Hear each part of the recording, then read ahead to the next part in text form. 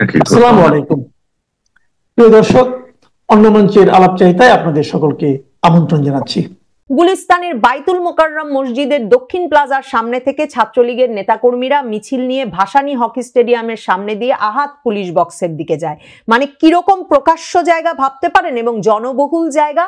বাইতুল মোকাররম থেকে বের হয়ে পুলিশ বক্সের দিকে গেল এবং এ সময় দলের পক্ষে তারা স্লোগান দিচ্ছিলেন। খামার বাড়ি থেকে বের হওয়া আওয়ামী লীগের নেতাকর্মীরা মিছিল নিয়ে যান ফার্ম গেটের দিকে, এবং প্রত্যক্ষদর্শী একজন সংবাদকর্মী বলেন, খামার বাড়ি থেকে বাইক দিয়ে ফার্মগেটের দিকে যাওয়ার সময় মিছিলের কারণে তিনি আটকা পড়েন।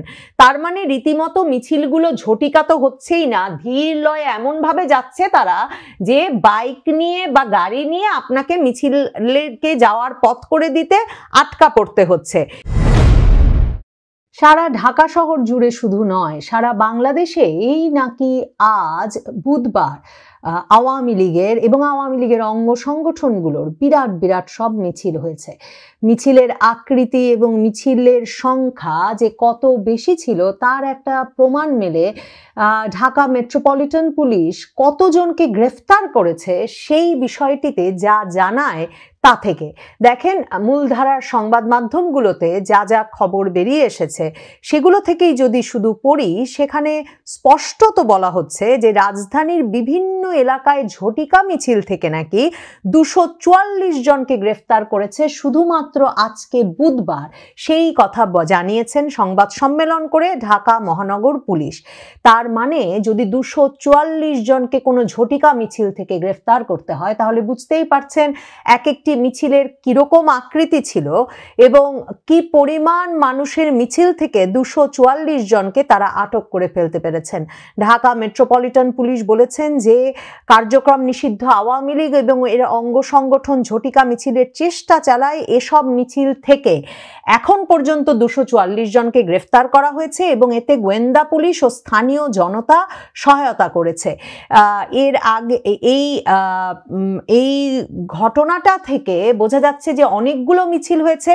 bdnews24.com এর খবরটা পড়লে সেটা পরিষ্কার হয় এবং সেখানে bdnews24.com সরাসরি বলছে গুলিস্তান, ফার্মগেট সহ কয়েক জায়গায় আওয়ামী লীগের মিছিল, সেখানে তারা বলছে আটক অর্ধশতাধিক। তার মানে এই খবরটা লেখা পর্যন্ত ডিএমপির 244 জন গ্রেফতারের খবরটা বিডি নিউজের কাছে যায়নি। সেখানে তারা বলছে যে রাজধানীতে কাছাকাছি সময়ে গুলিস্তান, ফার্মগেট সহ কয়েকটি এলাকায় কার্যক্রম নিষিদ্ধ আওয়ামী লীগের নেতাকর্মীরা মিছিল করেছেন বুধবার দুপুর 2টার দিকে। ওই যে যেটা করছে এখন আওয়ামী লীগ, মানে ভিডিওগুলো দেখলেও দেখবেন যে মিছিলে কিন্তু তারা নিজেদের মতো ঢিমে তালে হাঁটছেন, ভিডিও করছেন, সেলফি ভিডিও নিচ্ছেন এবং দিনে দুপুরে একেবারে জনবহুল ঢাকা শহরের বুকে এই মিছিলগুলো তারা করে ফেলছেন। এবং বিডি নিউজ যেভাবে লিখছে যে বিভিন্ন দিক থেকে গুলিস্তান, ফার্মগেট, মানে নানা জায়গা থেকে মিছিলগুলো শুরু হয়েছে।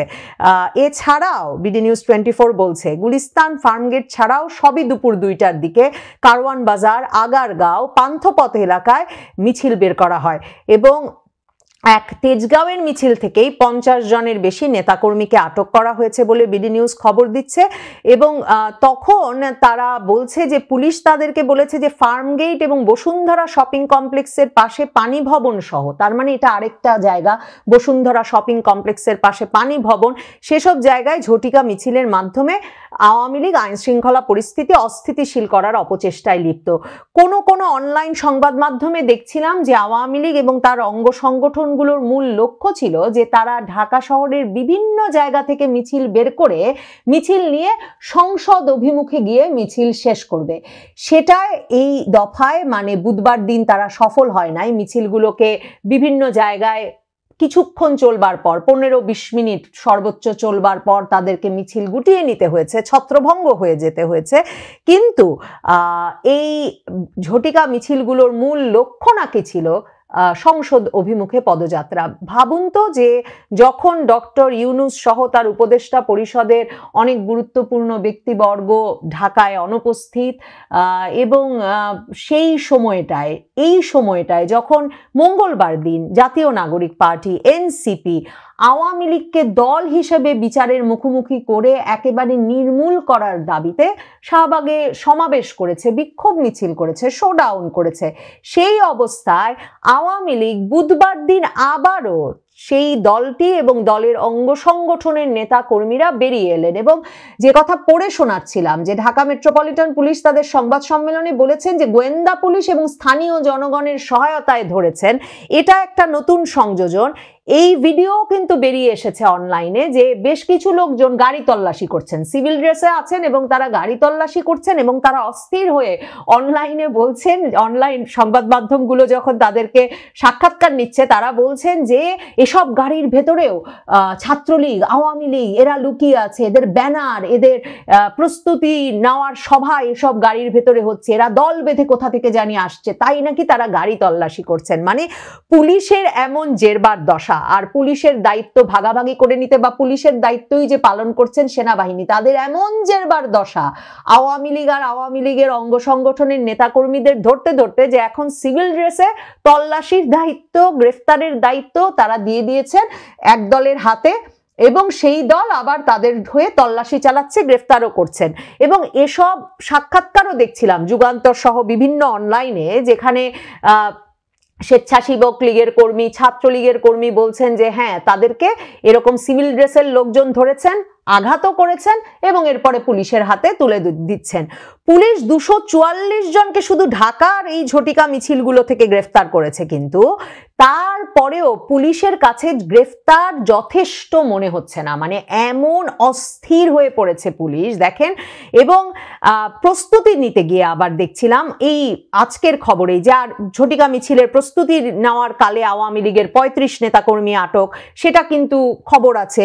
তার মানে মিছিল থেকে 244, প্রস্তুতি করবার সময় ঢাকার ফার্মগেট ও শেরেবাংলা নগর এলাকায় মিছিলের প্রস্তুতিকালে 35 জনকে তারা গ্রেফতার করেছেন ফার্মগেট আনন্দ সিনেমা হল এবং শেরেবাংলা নগর মূল সড়কে অভিযান চালিয়ে।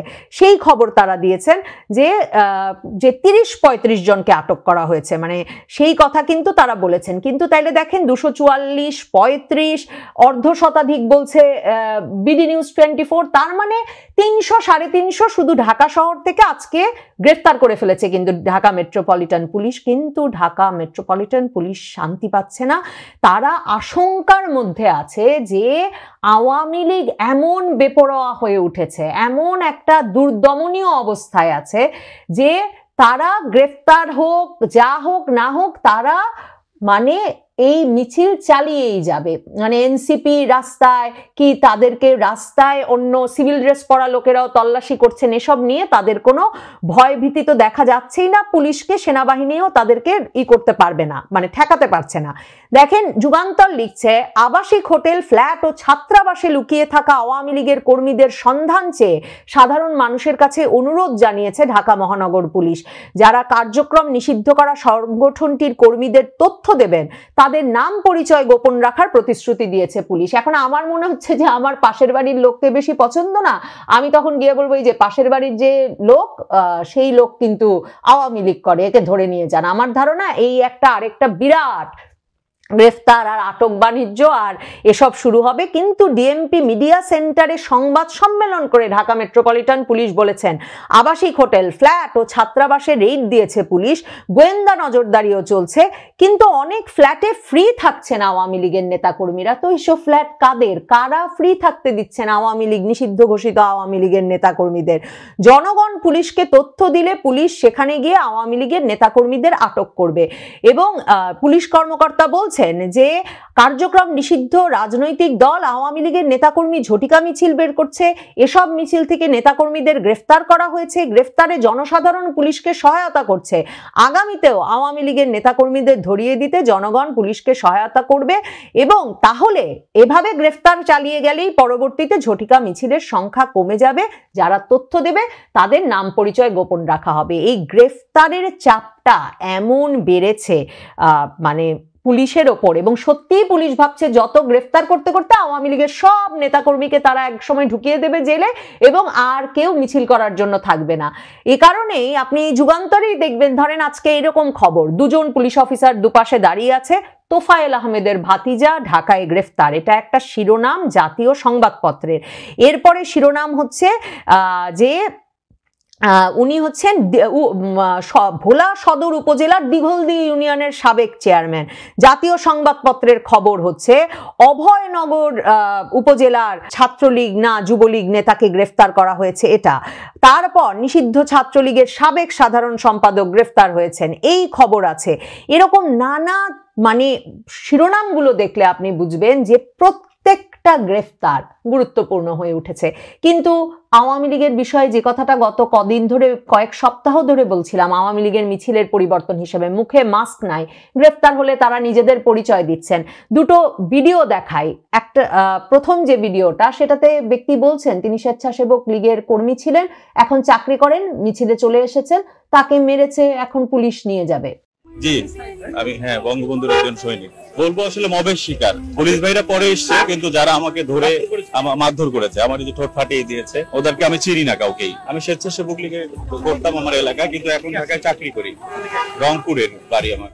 দেখেন, bdnews24.com বলছেন যে এই মিছিল যে কেন থামছে না, যে প্রত্যক্ষদর্শী পথচারী আবু নাসের bdnews24.com কে বলেন, গুলিস্তানের বাইতুল মোকাররম মসজিদের দক্ষিণ প্লাজার সামনে থেকে ছাত্রলীগের নেতাকর্মীরা মিছিল নিয়ে ভাসানী হকি স্টেডিয়ামের সামনে দিয়ে আহাত পুলিশ বক্সের দিকে যায়। মানে কিরকম প্রকাশ্য জায়গা ভাবতে পারেন, এবং জনবহুল জায়গা। বাইতুল মোকাররম থেকে বের হয়ে পুলিশ বক্সের দিকে গেল, এবং এ সময় দলের পক্ষে তারা স্লোগান দিচ্ছিলেন। খামার বাড়ি থেকে বের হওয়া আওয়ামী লীগের নেতাকর্মীরা মিছিল নিয়ে যান ফার্ম গেটের দিকে, এবং প্রত্যক্ষদর্শী একজন সংবাদকর্মী বলেন, খামার বাড়ি থেকে বাইক দিয়ে ফার্ম গেটের দিকে যাওয়ার সময় মিছিলের কারণে তিনি আটকা পড়েন। তার মানে রীতিমতো মিছিলগুলো ঝটিকা তো হচ্ছেই না, ধীর লয়ে এমন ভাবে যাচ্ছে তারা যে বাইক নিয়ে বা গাড়ি নিয়ে আপনাকে মিছিলকে যাওয়ার পথ করে দিতে আটকা পড়তে হচ্ছে। এবং এর আগে আগারগাঁও, শ্যামলী, গুলিস্তান, তেজগাঁও, নাবিস্কো এলাকায় মিছিল করেছে দলের নেতাকর্মীরা। মিছিল কিন্তু হয়েছে চট্টগ্রামের পুলিশ কমিশনারের কার্যালয়ের সামনে সড়কে, ছাত্রলীগের ঝটিকা মিছিল হয়েছে চট্টগ্রামেও। এবং চট্টগ্রামের এই মিছিলেও নগরের খুলশী থানার সিডিএ এভিনিউ সড়কে বুধবার সকাল 10:30টার দিকে এই মিছিল হয়েছে। সড়কের পাশেই কিন্তু চট্টগ্রাম নগর পুলিশ কমিশনারের কার্যালয়ের অবস্থিত। ওই কার্যালয়ের পাশাপাশি দামপাড়া পুলিশ লাইন্সেরও অবস্থান। তার মানে ছাত্রলীগ, আওয়ামী লীগ, স্বেচ্ছাসেবক লীগ তাদের অঙ্গ সংগঠনগুলো জানান দিতে চাইছে। পুলিশ যেমন বলছে যেখান থেকে পারেন আমাদের ধরে দেন আওয়ামী লীগের নেতাকর্মীদের, হোটেলে থাকলে হোটেলে, বাড়িতে থাকলে বাড়িতে, ঠিক তেমনি আওয়ামী লীগ ছাত্রদল লীগের নেতাকর্মীরাও এক রকমের মানে বেপরোয়া, এবং তারা বলছেন যে কোনো গ্রেফতার বা কোনো আতঙ্কে এখন তাদের থামার উপায় নাই। যুগান্তরের একটা সাক্ষাৎকার শোনাই। জয় বাংলা, মারুক মারুক মরে যাবো, মারুক মরে যাবো, জয় বাংলা। আমরা জয় বাংলা শ্রমিক, আমরা মুজিবের সৈনিক, আমরা মুজিবের সৈনিক।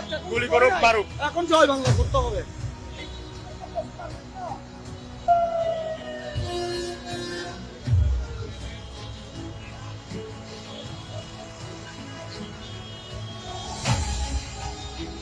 আমার মনে হয় এই যে এই ছাত্রলীগের নেতা, পত্রিকার খবরে দেখছিলাম মিরসরাই ছাত্রলীগের নেতা, এবং এই ব্যক্তির কথাটা ধরলে আসলে পরিষ্কার বোঝা যায় যে কোন অনুভূতি নিয়ে, কোন সেন্টিমেন্ট নিয়ে, কোন প্রতিজ্ঞা নিয়ে আওয়ামী লীগ আর তার অঙ্গ সংগঠনের নেতাকর্মীরা এখন মাঠে নেমেছেন। পুলিশি তৎপরতায় সবাইকে গ্রেফতার করে ফেলে শেষ পর্যন্ত মিছিল ঠেকানো যাবে, এটা খুব মানে লজিক্যাল বা খুব যুক্তিসঙ্গত পরিকল্পনা পুলিশের তরফে বলে ভাববার কোনো কারণ নাই। কারণ তাহলে এই ব্যাপক গ্রেফতার আতঙ্কের মধ্যে, এবং যখন পুলিশ রীতিমতো সিভিলিয়ান পোশাকে গ্রেফতারের অনুমোদন দিয়ে একদলকে নামিয়ে দিয়েছেন, সেই অবস্থায় আমার মনে হয় যে মানে এই যুক্তি কাজে লাগিয়ে গ্রেফতার করে শেষ পর্যন্ত এই মিছিল থামাতে পারবেন বলে আমার মনে হয় পুলিশও বিশ্বাস করছেন না, আওয়ামী লীগ নেতাকর্মী সমর্থকেরাও বিশ্বাস করছেন না। বুধবারে তারা বলছেন তারা সারা রাজধানীর বিভিন্ন জায়গা থেকে মিছিল নিয়ে সংসদে যেতে চেয়েছিলেন, বুধবারে তারা সেটা পারেননি। তবে এই প্রচেষ্টা, এই মিছিল যেমন তাদের বড় হতে থাকবে, এই প্রচেষ্টায় সফল হওয়ার সম্ভাবনাও আগামীতে আরো বাড়বে বলে দেখছেন আওয়ামী লীগের নেতাকর্মীরা।